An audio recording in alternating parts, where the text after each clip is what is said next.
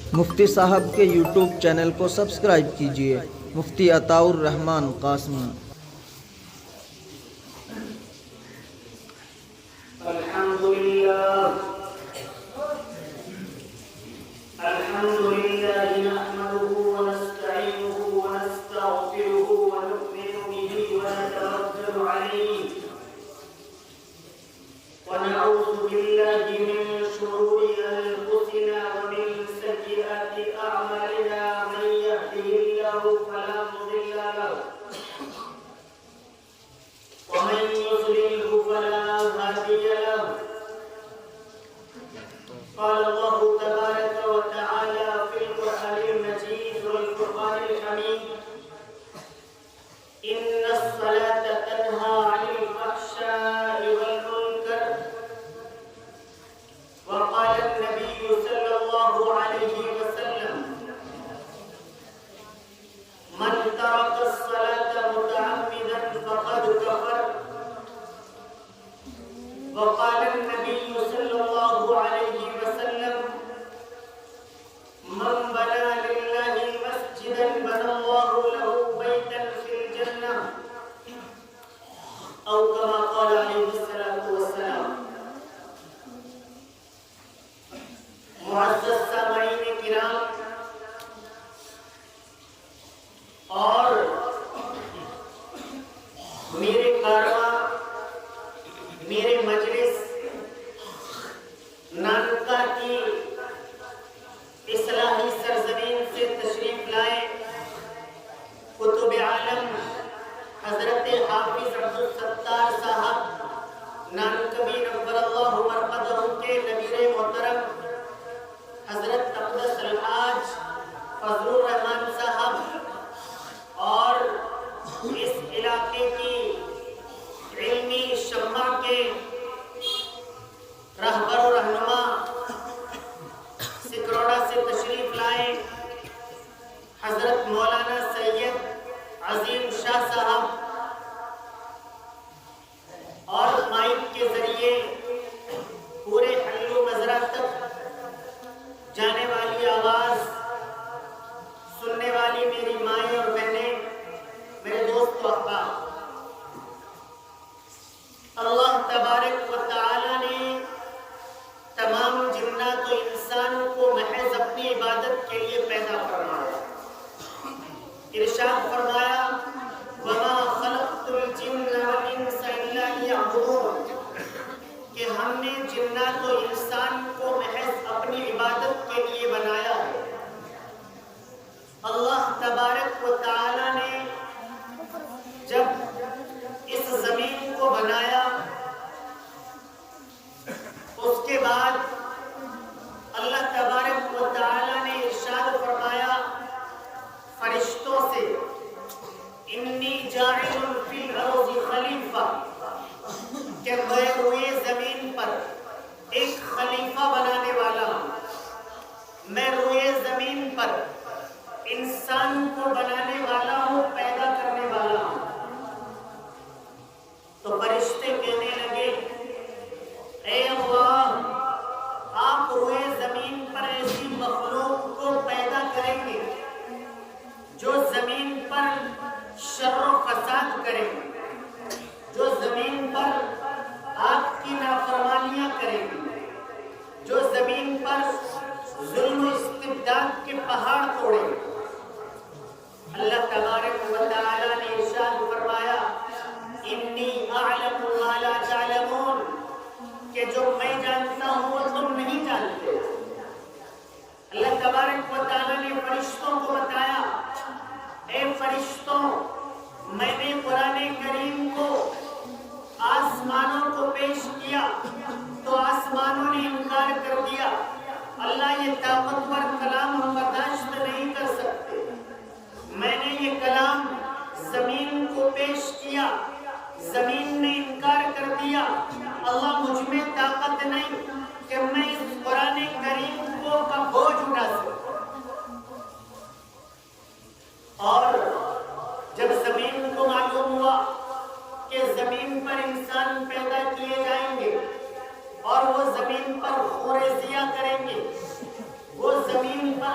کی نافرمانیاں کریں گے، وہ زمین پر آپس میں اختلافات کریں گے، وہ زمین پر بڑے بڑے گناہوں کو انجام دیں گے، تو زمین کہنے لگی اے اللہ مجھ پر ایسے انسانوں کو بالکل پیدا مت کیجیے، مجھ پر انسانوں کو نہ بنائیے، ایسے نافرمان لوگ، ایسی نافرمان ناہنجار قوم آپ میرے سینے پر، آپ میری پشت پر قطعی طور پر مت بھیجیے۔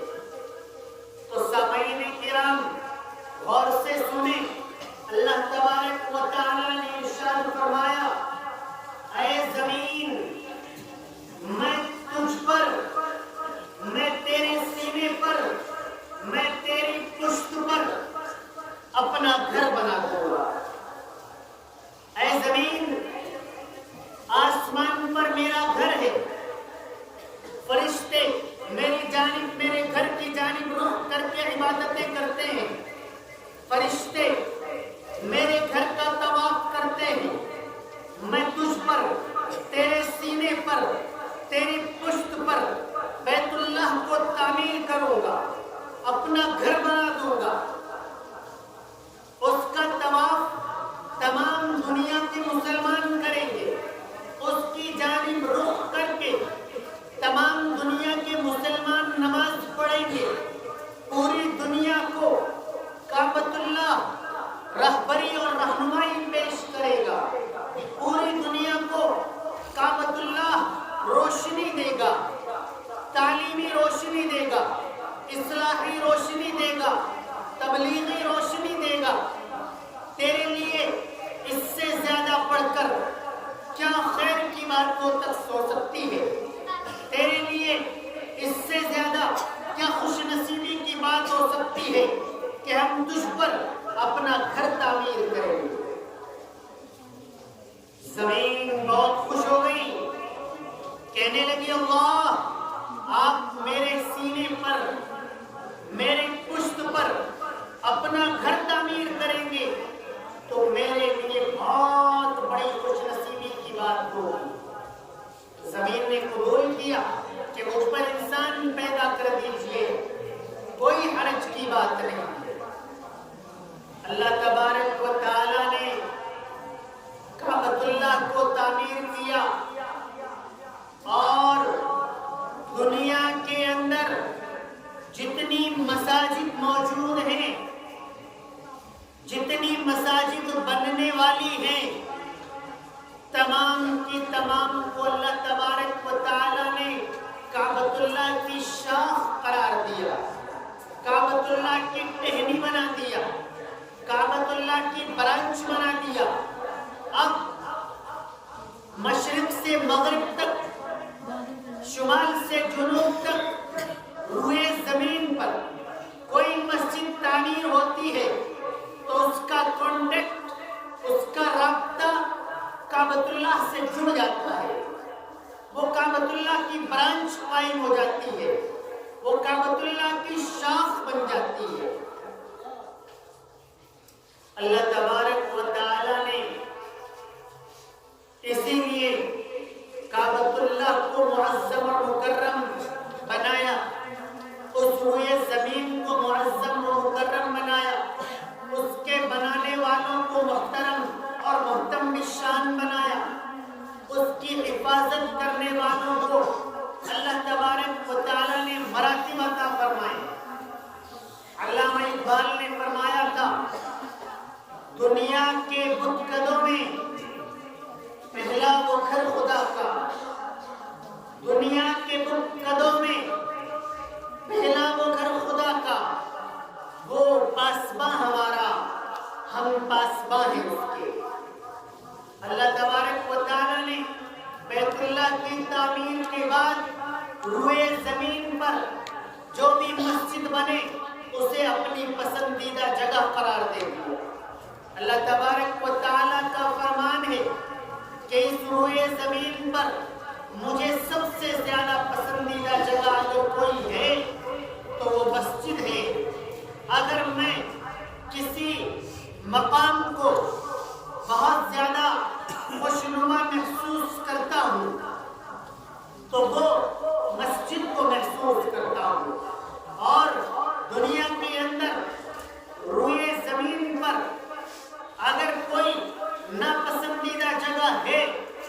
وہ بازار ہے تو وہ مارکیٹ ہے۔ اللہ تبارک و تعالیٰ نے کعبۃ اللہ کو تعمیر کیا، پھر سال ہا سال گزر گئے، بہت سارے لوگوں نے اس میں ترمیم کی، اسے خوشنما بنایا، اس میں حصہ لیا۔ سب سے اخیر میں ہم سب کے محبوب نبی پیغمبر آخر الزماں سرور کونین تاجدار مدینہ محمد عربی صلی اللہ علیہ وسلم تشریف لائے۔ آپ صلی اللہ علیہ وسلم نے مفتی صاحب کے یوٹیوب چینل کو سبسکرائب کیجیے، مفتی عطاء الرحمان قاسمی۔ قولوا لا الہ الا اللہ تفلحوا کا اعلان کیا۔ لوگ مخالف ہو گئے، دشمن ہو گئے، اپنے بیگانے ہو گئے، کہنے لگے یہ محمد اپنے دین کی بات کر رہا ہے، یہ محمد اسلام کی بات کر رہا ہے، یہ محمد اپنے آپ کو نبی کہہ رہا ہے۔ یہاں سیرت طیبہ کو بیان کرنا فی الحال مقصود نہیں ہے، اس پر بھی کسی دن انشاءاللہ بات چیت ہوگی۔ مقصد یہ ہے کہ جب لوگ مکہ المکرمہ میں دشمن ہو کر پریشان کرنے لگے تو اللہ تبارک و تعالیٰ نے حکم فرمایا کہ آپ ہجرت فرما دیجئے، آپ مدینہ المنورہ تشریف لے جائیے، آپ وہاں پر تبلیغ کا کام، اللہ کی وحدانیت کو لوگوں کو سمجھانے کی کوشش کیجیے۔ اللہ کے نبی صلی اللہ علیہ وسلم مکہ المکرمہ سے مدینہ المنورہ ہجرت کر گئے۔ ہجرت کا مطلب ہے کوئی کسی جگہ سے اٹھ کر کسی دوسرے گاؤں میں، کسی دوسرے قصبے میں، کسی دوسرے شہر میں، کسی دوسرے صوبے میں، کسی دوسرے ملک میں جا کر رہنے لگے۔ تو عزیزو، آپ سمجھدار ہیں، جب کوئی ہجرت کرتا ہے تو سب سے پہلے وہ وہاں جا کر اپنا کام سیٹ کرتا ہے، اپنا کاروبار بناتا ہے، دکان کھولتا ہے، کئی ملازمت اختیار کرتا ہے، پھر وہ اپنا مکان تیار کرتا ہے، پھر وہ اپنے بچوں کی تعلیمی نظام کی کوششیں اور کاوشیں کرتا ہے۔ مگر قربان جاؤں محمد عربی صلی اللہ علیہ وسلم پر، آپ مدینہ المنورہ ہجرت کرنے کے بعد قباء کے اندر مقیم ہوئے، قباء کے اندر مسجد کے قیام کا کام شروع کیا، مسجد کی تعمیر کا کام شروع کیا، مسجد بنانا شروع کیا، اپنا کاروبار کھڑا نہیں کیا، اپنا مکان نہیں خریدا، اپنے کھجور کا باغ نہیں خریدا، بلکہ سب سے پہلے اگر کسی چیز کی داغ پیل ڈالی تو مسجد کی داغ پیل ڈالی، اگر سب سے پہلے کوئی کام شروع کیا تو وہ مسجد کی تعمیر کا کام شروع کیا۔ اللہ کے نبی کا وہ فرمان، من بنا للہ مسجدا بنا اللہ لہ بیتا فی الجنہ، جو اللہ کے لیے اللہ کا گھر تعمیر کرتا ہے، جو اللہ کے لیے اللہ کے گھر کی تعمیر میں حصہ لیتا ہے، اللہ تبارک و تعالی جنت کے اندر اس کا مکان تیار فرما دیتے ہیں۔ اللہ کے نبی صلی اللہ علیہ وسلم مدینہ المنورہ مکہ المکرمہ کے بہت سارے مظالم برداشت کر کے آئے تھے۔ صحابہ کرام جانثاری کے ساتھ آپ کے ساتھ ہجرت کر کے آئے تھے۔ انصار صحابہ کرام مدینہ المنورہ میں آپ پر اپنی جانوں کو نچھاور کرنے کے لیے تیار تھے، مگر غور کرنے کا مقام ہے اور کتنا اونچا مقام مسجد کی تعمیر کا ہے کہ اللہ کے نبی مسجد کی تعمیر میں اپنے آپ بذات خود حصہ لیتے ہیں، پتھر وزنی پتھر، بھاری پتھر اٹھا اٹھا کر لاتے ہیں اور مسجد کی تعمیر کے لیے مسجد کی بنیاد میں رکھتے ہیں، مسجد کی دیوار میں لگاتے ہیں۔ صحابہ کرام راستے میں اللہ کے نبی سے پتھروں کو چھینتے ہیں، پکڑتے ہیں، کہتے ہیں اللہ کے نبی یہ کام ہمارا ہے، اللہ کے نبی یہ مزدوری تو ہم کر لیں گے، اللہ کے نبی آپ دنیا میں اس کے لیے نہیں آئے ہیں، اللہ کے نبی آپ پر ہماری جان قربان، ہم زندہ ہوں، ہمارے 2 پیر موجود ہوں، ہمارے 2 ہاتھ موجود ہوں اور ہم سب کے محبوب نبی سرور کونین پتھروں کو ڈو رہے ہوں، پتھروں کو لے جا رہے ہوں، اللہ کے نبی محبت میں وہ پتھر تو انہیں پکڑا دیتے لیکن دوبارہ پھر اسی جگہ پر جاتے جہاں سے وہ پتھر لانے تھے، پھر پتھر اٹھاتے، پھر مسجد کی جانب چلتے اور پتھروں کو مسجد تک لے جاتے۔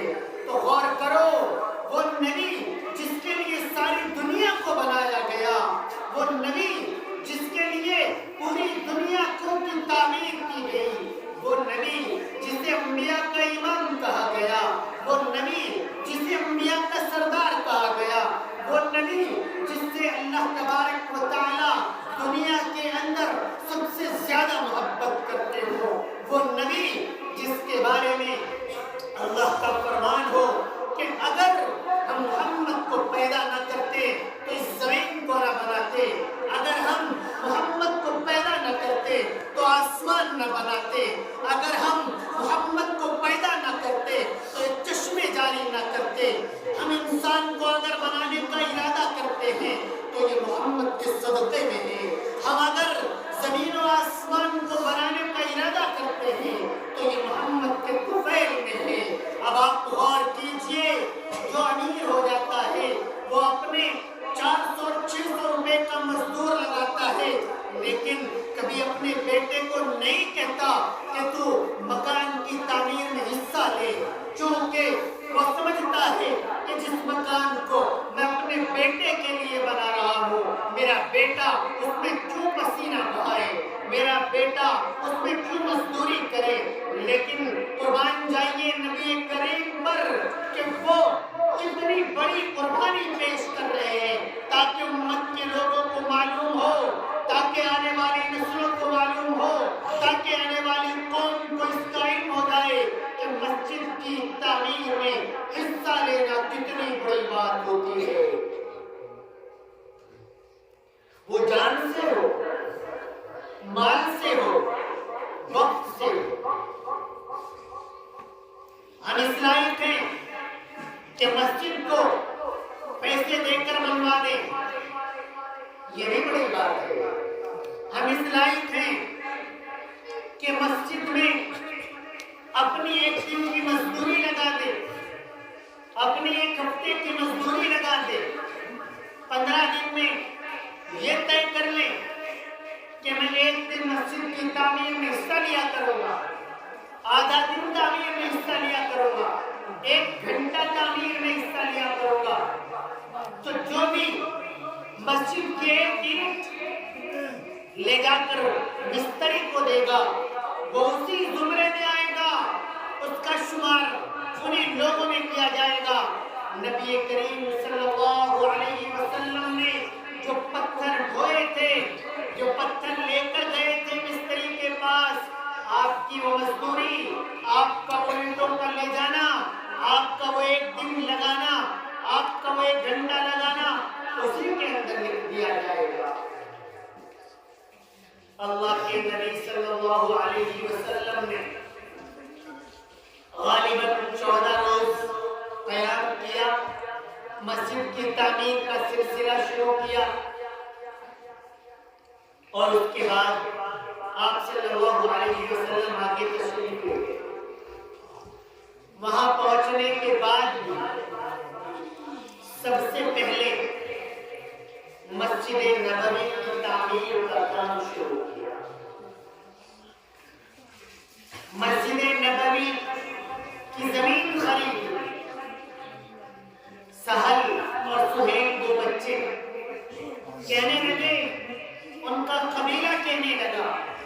اللہ کے نبی یہ زمین ہماری جانب سے قبول فرما لو، یہ زمین ہم اپنی جانب سے دے رہے ہیں، آپ اس پر مسجد بنا لو۔ اللہ کے نبی صلی اللہ علیہ وسلم کو اپنی ذات سے اس میں حصہ لینا تھا، اپنے صحابہ کرام کا حصہ ڈلوانا تھا، تو کہا ہم زمین مفت میں نہیں لیں گے، ہم زمین کو خریدیں گے۔ اللہ کے نبی نے پیسے دیے، صحابہ کرام نے پیسے دیے اور زمین خریدی، اس میں مسجد کی تعمیر کا کام شروع کیا۔ اللہ کے نبی صلی اللہ علیہ وسلم نے اس وقت میں چھپر کی مسجد بنائی، کھجور کے پنڈوں کو جوڑ کر مسجد بنائی، لیکن جب حضرت عمر فاروق رضی اللہ تعالی عنہ کا دور آیا تو حضرت عمر فاروق رضی اللہ تعالی عنہ نے ضرورت محسوس کی کہ مسجد ٹپکتی بھی ہے، مسجد چھوٹی بھی ہے، تمام لوگ اس میں آتے نہیں ہیں، اب ضرورت ہے اس کو کشادہ کیا جائے، اب ضرورت ہے اس کو پختہ عمدہ بنایا جائے۔ تو اس وقت میں حضرت عمر فاروق رضی اللہ تعالی عنہ نے مسجد کو تعمیر کیا، کچی مسجد بنائی، اس دور میں بن گئی۔ حضرت عمر فاروق نے کہا اللہ کے نبی صلی اللہ علیہ وسلم نے سادگی کو پسند کیا تھا اور چھپر کی مسجد بنائی تھی، تو بس میں اس میں زیادہ کچھ نہیں، بس تھوڑا کشادہ کر دیتا ہوں اور کچھ تعمیر کر دیتا ہوں۔ پھر حضرت عثمان غنی رضی اللہ تعالی عنہ کا دور آیا۔ حضرت عثمان غنی رضی اللہ تعالی عنہ نے دیکھا کہ مسجد کمزور معلوم ہو رہی ہے، مسجد چھوٹی معلوم ہو رہی ہے، نمازی بہت زیادہ بڑھ گئے ہیں۔ حضرت عثمان غنی رضی اللہ تعالی عنہ نے مسجد کو اور عمدہ تعمیر کی، اس کو اور بڑا بنایا، بہت عمدہ چیزیں اس میں لگائی، اس کو پختہ تعمیر کرایا۔ دیگر صحابہ کرام کہنے لگے اللہ کے نبی صلی اللہ علیہ وسلم نے مسجد کو چھپر کی بنایا، حضرت عمر فاروق نے بھی مسجد کو کچی بنایا تھا، آپ ان کی روایت سے ہٹ کر مسجد کو کیوں پختہ بنا رہے ہیں؟ مسجد میں زیادہ عمدگی کیوں لا رہے ہیں؟ تو سنو، حضرت عثمان غنی رضی اللہ تعالی عنہ نے فرمایا کہ تمہارے مکان پختہ ہو گئے۔ اس دور میں مکان چھپر کے تھے تو مسجد بھی چھپر کی۔ اس دور میں عمر فاروق کے وقت میں مکان کچے تھے، مسجد بھی کچی بنائی گئی۔ لیکن ذرا غور کرو کہ تمہارے مکان اس وقت کتنے عمدہ بنے ہوئے ہیں اور مسجد کو کچا بنایا جائے۔ آج اس سے بھی کہیں زیادہ تبدیلی آ چکی ہے۔ ہمارے گھروں کے اندر بہت زیادہ پختہ لینٹر موجود ہے، ہمارے گھروں کے اندر ٹائلس لگی ہوئی ہے، ہمارے گھروں کے اندر عمدہ پتھر کا استعمال کیا گیا ہے، ہمارے گھروں کے اندر بہترین والی اینٹ بنائی گئی ہے، اگائی گئی ہے، ہمارے گھروں کے اندر بہترین ونڈو کھڑکی دروازوں کا استعمال کیا گیا ہے۔ تو ہم جو مسجد کو موزونہ طریقے سے رکھیں، ہم جو مسجد کے اندر کمزور اینٹیں اور ہلکی مسجد کیوں رکھیں؟ ہمیں ہماری مسجد ہمارے مکان سے ہزاروں گنا زیادہ بہتر ہونی چاہیے۔ ناظرین کرام، دنیا کے اندر بہت ساری اینٹیں استعمال ہوتی ہیں، کچھ اینٹیں مکان میں استعمال ہوتی ہیں، کچھ اینٹیں मकान की बैतुल खला में इस्तेमाल होती है, कुछ ईंटें फैक्ट्री की तामीर में इस्तेमाल होती है, कुछ ईंटें कहीं और जगह इस्तेमाल होती है, लेकिन सबसे ज्यादा काबिल कदर ईंटें मस्जिद के अंदर इस्तेमाल होने वाली ईंटें हैं, जिनमें सुबह शाम अल्लाह का जिक्र होता है। ये मसाजिद हमारे लिए, कौम के लिए, उम्मत के लिए बहुत अजीम मर्तबा रखने वाली होती है। ये मसाजिद अल्लाह के नबी के दौर में नमाज के लिए भी इस्तेमाल हुआ करती थी। ये मसाजिद अल्लाह के नबी के दौर में अदालत के लिए भी इस्तेमाल हुआ करती थी। ये मसाजिद अल्लाह के नबी के दौर में तालीम गाह के तौर में भी इस्तेमाल होती थी। यहीं से दावत और तबलीग के लिए जमातें जाया करती थी, यहीं से जिहाद के लिए लोग जाया करते थे। मस्जिद के अंदर ही कुरान की तालीम दी जाया करती थी, मस्जिद के अंदर ही अहादीस की तालीम दी जाया करती थी, मस्जिद के अंदर ही फिक़्ह पढ़ाया जाया करता था। नाज़रीन किराम, आपके गांव के अंदर भी मस्जिद की तामीर का, मस्जिद की नई तामीर का सिलसिला शुरू किया जा रहा है। उसके लिए आप हज़रात से ताउन की अपील की जा रही है। तो मैं आपको वाक़या बताता चलूं। मक्कतुल मुकर्रमा से मदीनतुल मुनव्वरा रोड पर एक मस्जिद बनाई गई है।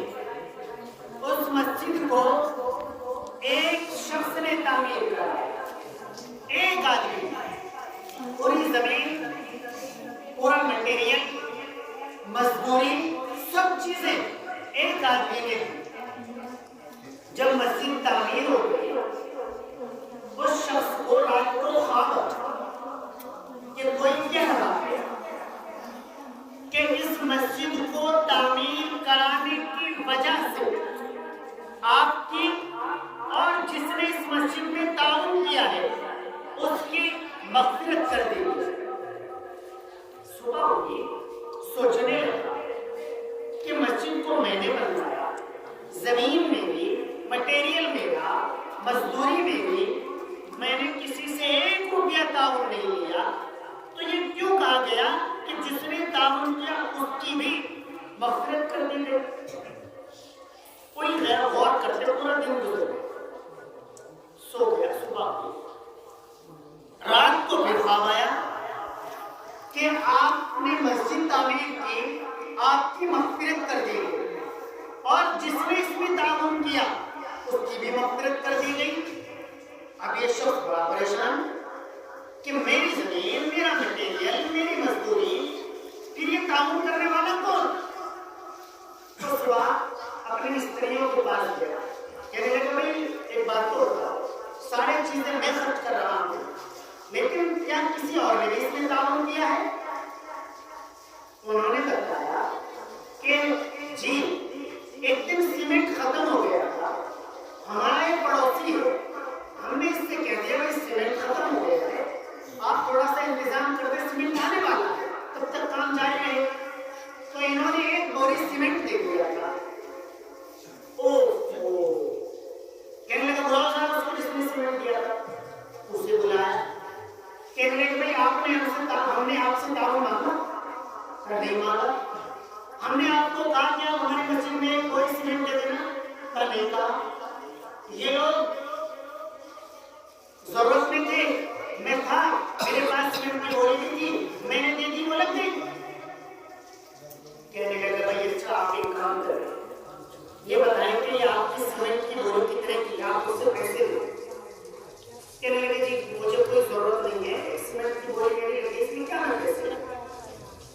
कहने लगे आप 1000 रियाल ले लें।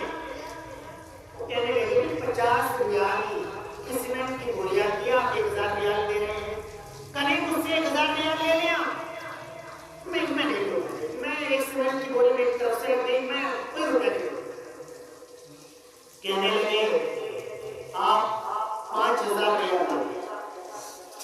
नहीं मैं नहीं, वो लगेंगे,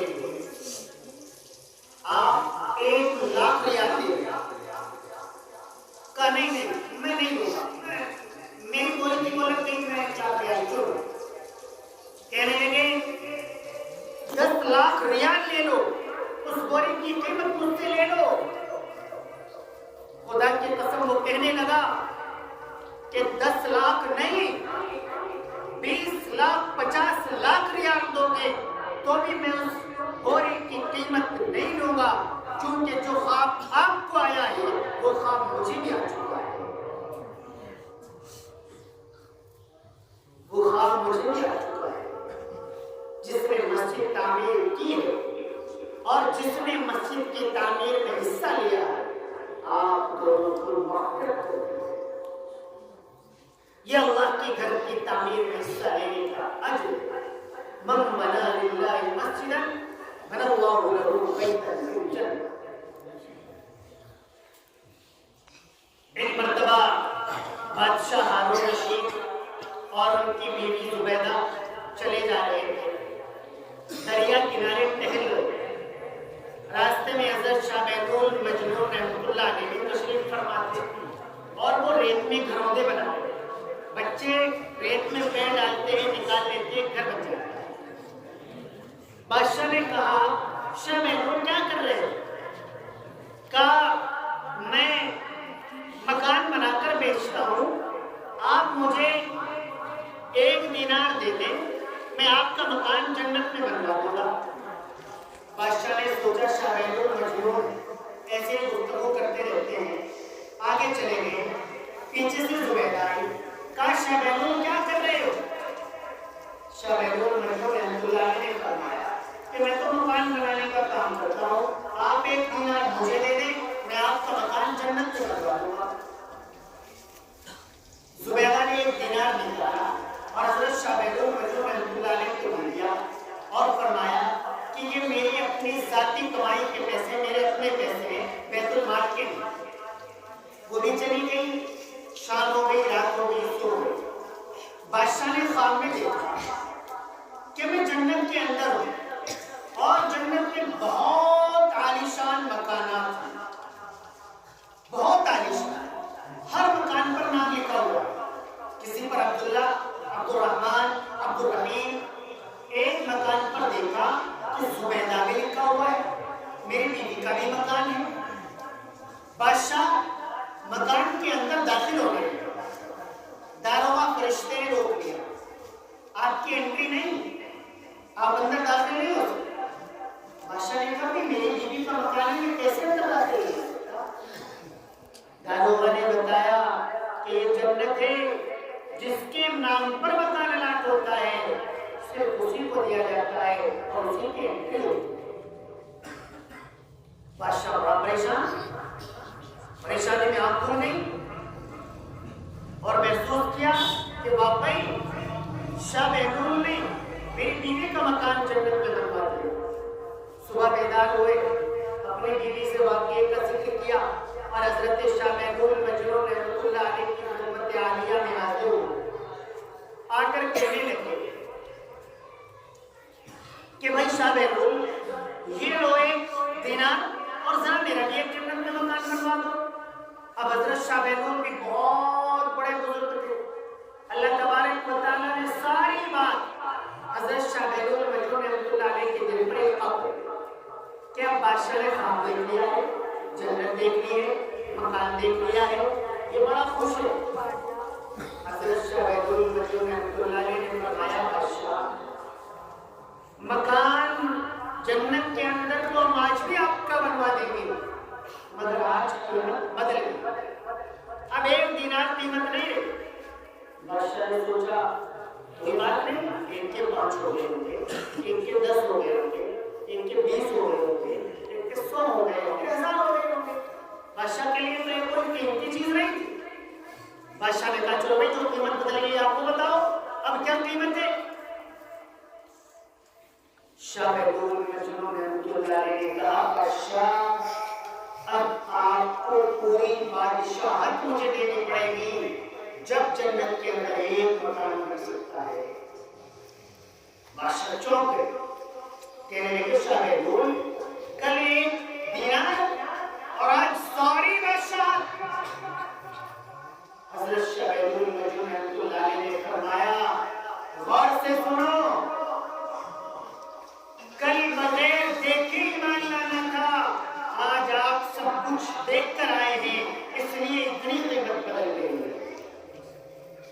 آپ نے اور ہم نے اللہ تبارک و تعالیٰ کی زیارت تو نہیں کی نا؟ بولو بھائی، کسی نے دیکھا ہوگا تو نہیں دیکھا نا، لیکن ہمارے اوپر فرض ہے مانے کہ اللہ تبارک و تعالیٰ کی ذات بابرکت موجود ہے اور وہی کرنے والی ذات ہے۔ آپ نے اور ہم نے کسی نے نبی کریم صلی اللہ علیہ وسلم کی زیارت کی نہیں کی نا، لیکن ہمارے اوپر فرض ہے مانے کہ نبی کریم صلی اللہ علیہ وسلم اللہ کے رسول ہیں، ہم سب کے نبی ہیں۔ تو اللہ تبارک و تعالیٰ نے اللہ کے نبی نے جو ان سے وعدہ کیا ہے کہ آپ مسجد کی تعمیر میں حصہ لیں